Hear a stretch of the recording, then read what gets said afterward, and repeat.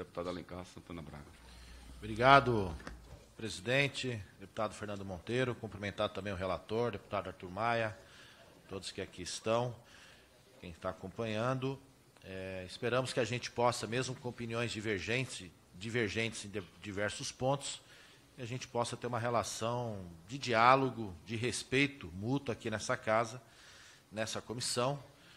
Na CCJ, o relator Darcy de Matos teve um diálogo tranquilo, muito respeitoso, mas em alguns momentos tivemos alguns debates tolhidos ali pela presidência, o que não é bom num tema tão importante como esse, que a gente precisa aprofundar o debate e demonstrar claramente as visões políticas diferentes e antagônicas existentes. O ideal, como disse aqui, já disseram outros colegas, e foi levado até o presidente da casa, pela comissão, o deputado Alice aqui já abordou, o ideal é que esse debate não fosse feito agora. Olha só, senhoras e senhores, nós estamos com um plenário vazio. O primeiro tema dessa casa, em 2019, foi a reforma da Previdência. O deputado Arthur era membro da CCJ e acompanhou desde o início a quantidade de pessoas que acompanhavam aquele debate. Servidores, entidades, público presente. Sem dúvida alguma, se nós estivéssemos na normalidade, com a presença liberada na casa, nós teríamos essa comissão, mesmo no seu dia de instalação, esse plenário estaria repleto de pessoas. Todo mundo aqui querendo opinar, participar, conversar com os deputados das entidades. Isso não é possível, porque a casa não tem acesso.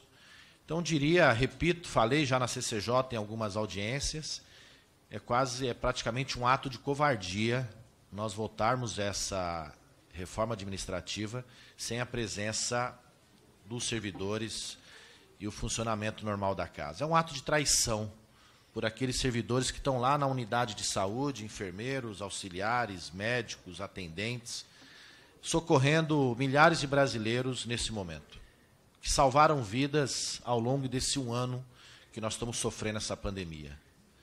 De pessoas de outras áreas, segurança pública, que também continuaram trabalhando dentro da normalidade, mesmo quando os estados e municípios pararam em diversos momentos para conter a propagação do vírus. E eles lá estavam se expondo, perderam colegas de trabalho, e nós estamos aqui discutindo a reforma administrativa, que pode afetá-los. Nós entendemos que já devia ter tirado da CCJ esse ponto que pode pegar o servidor da ativa, mas continuou. Queremos que também possamos tirar, deputado Bira, aqui nessa comissão especial, assim como alterar outros pontos, mas pode sim o servidor ser demitido de uma maneira muito diferente e, diria, mais célere, sem qualquer procedimento adequado, correto. É como se o pacto de contratação dele, previsto no edital, no concurso, e de quando ele ingressou na carreira, fosse quebrado se nós aprovarmos essa reforma do jeito que está. E mais do que isso, fala em reforma que é para melhorar, que é para o futuro também, dando a entender aqui que vai tirar, vamos ver se vai tirar ou não, mas mesmo para o futuro, ninguém reforma a sua casa para destruí-la. Ninguém reforma a sua casa quebrando o alicerce. Ninguém faz isso. E essa reforma quebra o alicerce do Estado brasileiro. Ela desmonta o Estado brasileiro. É um Estado praticamente refém da iniciativa privada. É um Estado sem garantia.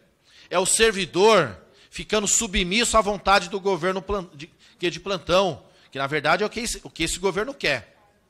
Vídeo que ele fez nas Forças Armadas. Fez o Exército submisso à sua vontade, quebrando, inclusive, o que determina a Constituição Federal. E esse governo quer que servidores, por exemplo, não multe o presidente como ele foi lá pescar de maneira indevida na bacia de Angra. Ou agora os servidores do IBAMA que denunciaram a interferência ilegal do ministro do Meio Ambiente, o delegado federal que também assim fez. Eles não querem esse tipo de servidor. Eles querem um Estado no futuro que esteja submisso à vontade do governo de plantão, que esteja ali, que não tenha a sua independência funcional, sua autonomia de poder exercer seu trabalho, respeitando as leis, mas agindo contra quem quer que seja, se porventura tiver sob seu poder de interferência. Então, esperamos, nós poderíamos discutir aqui tantos outros temas importantes para o país, e aí a gente vê também que querem discutir a reforma tributária.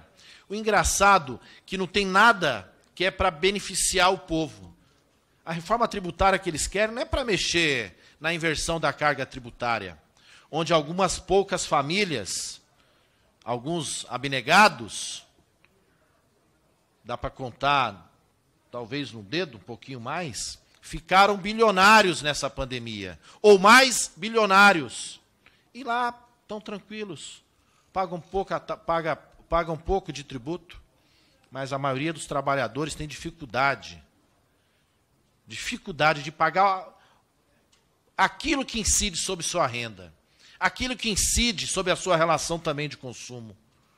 Então, se a gente tiver que fazer outros debates, a gente tem que fazer invertendo. E não dá para a gente fazer uma reforma administrativa, em nome de um suposto aperfeiçoamento, justamente tirando o direito. A gente só faz algo aqui, tudo que a gente debate, que esse Congresso fez nos últimos anos, pós-2016, foi assim na reforma trabalhista, foi assim na reforma previdenciária, é agora na reforma administrativa. O argumento é, vamos aperfeiçoar. Agora, todo aperfeiçoamento que é feito tira direito. Tira direitos justamente dos trabalhadores. Não remodela o Estado por cima. E aí, deputado Kim, teremos concordância se tiver que mexer no teto. Temos concordância. Aliás, nós podíamos aproveitar a reforma da administrativa, se esse debate avançar, e impedir, fazer mexer também nos militares. Porque é uma reforma administrativa e não mexe numa parte da carreira, que mesmo da ativa continua ocupando cargos que no governo, como no governo atual, e milhares de cargos, não são poucos. Ora, não é para mexer? Não é para aperfeiçoar o Estado? Então vamos aperfeiçoar o Estado. Agora, tirando o direito de quem está na ponta, de quem está se expondo, de quem garante o funcionamento da máquina pública, seja numa Câmara como essa, quem garante aqui o funcionamento, senhoras e senhores? Porque alguns dizem que o serviço público não funciona. Ora, servidores públicos e o povo pode dizer que essa Câmara também não funciona. E aí, como é que fica?